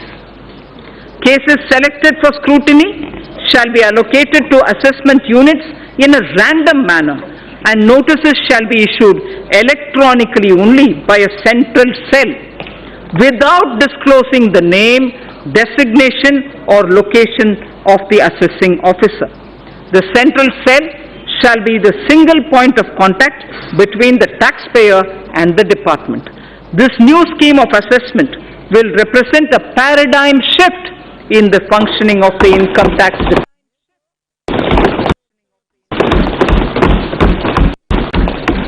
So on digital payments, our government has taken a number of initiatives in the recent past for the promotion of digital payments and less cash economy. To promote digital payments further, I propose to take a slew of measures to discourage the practice of making business payments in cash. To discourage the practice of making business payments in cash, I propose to levy TDS, tax deduction at source, of 2% on cash withdrawal exceeding 1 crore in a year from a bank account. I'll repeat this, to discourage the practice of making business payments in cash, I propose to levy TDS of 2% on cash withdrawal exceeding 1 crore in a year from a bank account. Further, there are low-cost digital modes of payment such as Beam UPI, UPI QR code, Adhar Pay, certain debit cards, NEFT, RTGS, etc., which can be used to promote less cash economy. I therefore propose that the business establishments with annual turnover of more than 50 crores shall offer such low-cost digital modes of payment to their customers, and no charges or merchant discount rate shall be imposed on customers as well as the merchants.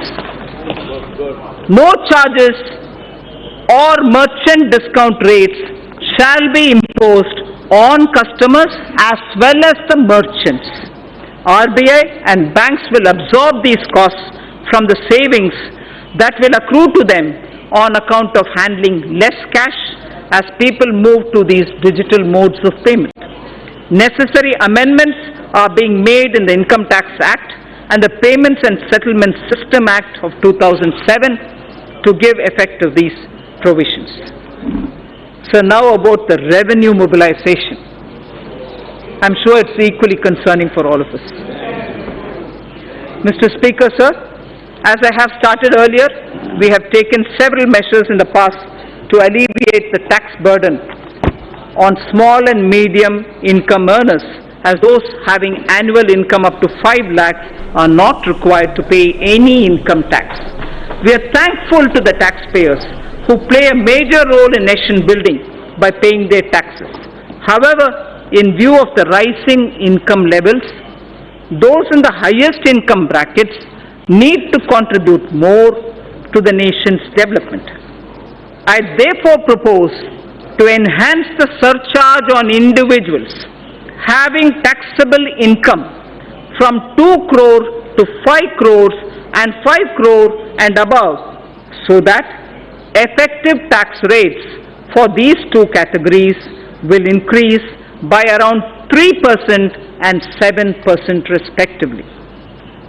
So the other measures, I also propose to simplify the tax law to reduce even hardships being caused to taxpayers, which include enhancing threshold of tax for launching prosecution for non-filing of returns and exempting appropriate class of persons from the anti-abuse provision of Section 50CA and Section 56 of the Income Tax Act.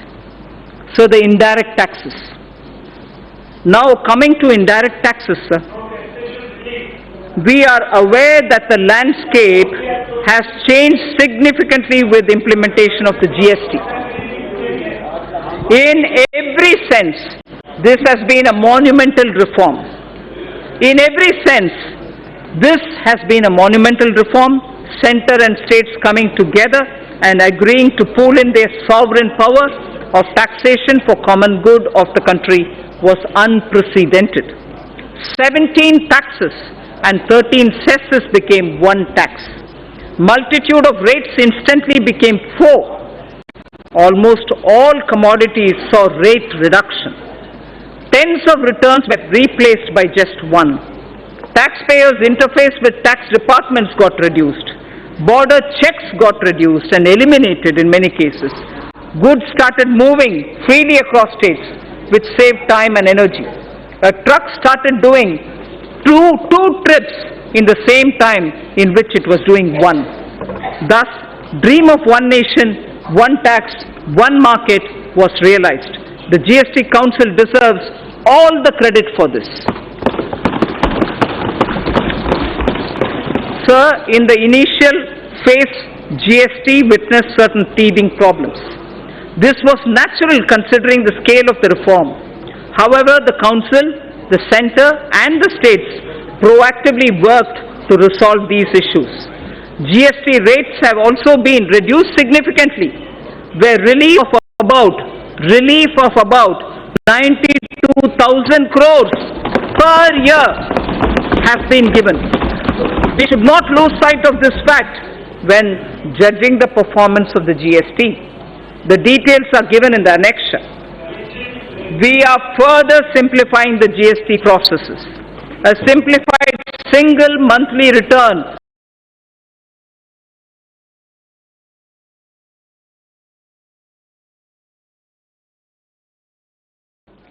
Make in India is a cherished goal. In order to provide domestic industry a level playing field, basic customs duty is being increased on items such as cashew kernels, PVC, vinyl flooring, tiles, CCTV camera, IP camera, digital and network video recorders, and so on. Also, exemptions from customs duty on certain electronic items which are now being manufactured in India are being withdrawn. Further, end-use based exemptions on palm stearin, fatty oils, and exemptions to various kinds of papers are also being withdrawn. To encourage domestic publishing and printing industry, 5% customs duty is being imposed on imported books. To further promote domestic manufacturing, customs duty reductions are being proposed on certain raw materials and capital goods. These include certain inputs of CRGO sheets, amorphous alloy ribbon, ethylene dichloride, propylene oxide, cobalt matte, naphtha, wool fibers, inputs for manufacture of artificial kidney and disposable sterilized dialyzer, and fuels for nuclear power plants. To further incentivize e-mobility, customs duty is being exempted on certain parts of electric vehicles. Customs duty is also being exempted on capital goods required for manufacture of specified electronic goods. So the export duty is being rationalized on raw and finished leather to provide relief to this sector. Crude prices have softened from their highs. This gives me room to review excise duty and cess on petrol and diesel. I propose to increase special additional excise duty and road and infrastructure cess, each one by 1 rupee a litre on petrol and diesel. It is also proposed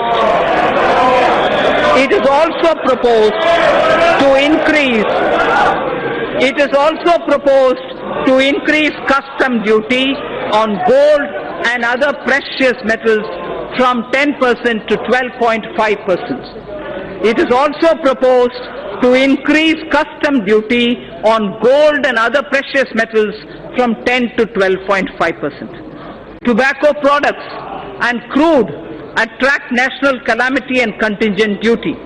In certain cases, this levy has been contested on the ground that there is no basic excise duty on these items.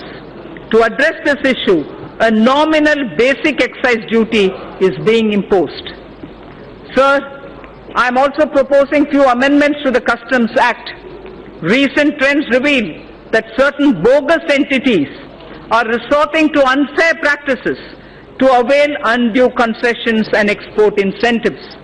While we have intensified our efforts against such nefarious activities, provisions are being incorporated in the Act for enhanced penalty and prosecution for such offences.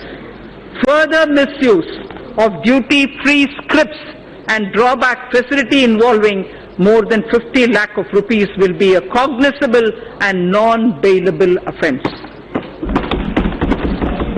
GST has completed 2 years. An area that concerns me is that we have huge pending litigations from pre-GST regime. More than 3.75 lakh crores of rupees is being blocked in litigations and service tax and excise. There is a need to unload this baggage and allow businesses to move on. I therefore propose a legacy dispute resolution scheme, that will allow quick closure of these litigations. I would urge the trade and business to avail this opportunity and be free from legacy litigations. The details of my tax proposals are given in the annexure.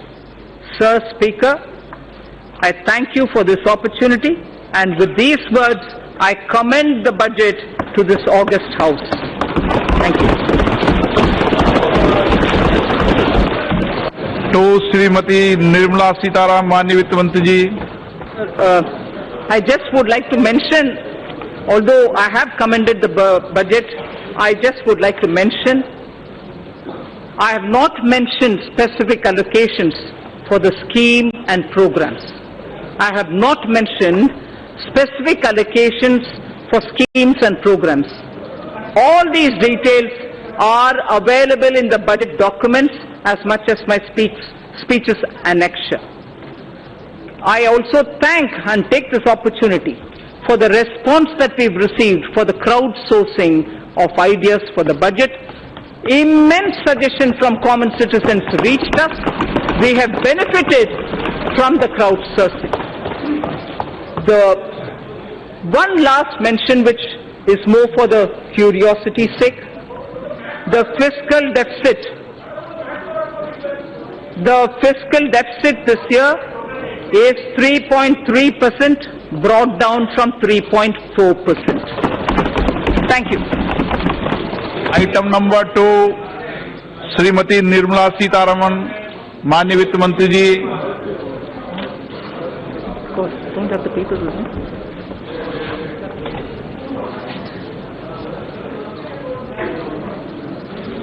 Sir, with your permission, I rise to lay on the table the statements regarding medium-term fiscal policy, fiscal policy statement, and the macroeconomic framework statement under Section 3, subsection 1 of the Fiscal Responsibility and Budget FRBM Act 2000.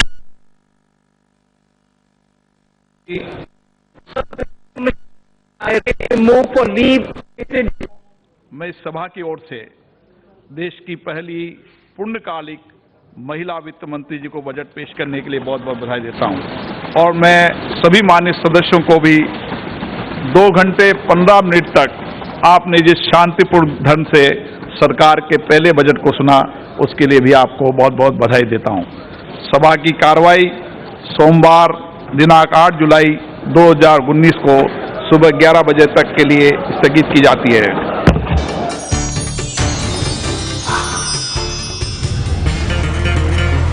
झटपट फटाफट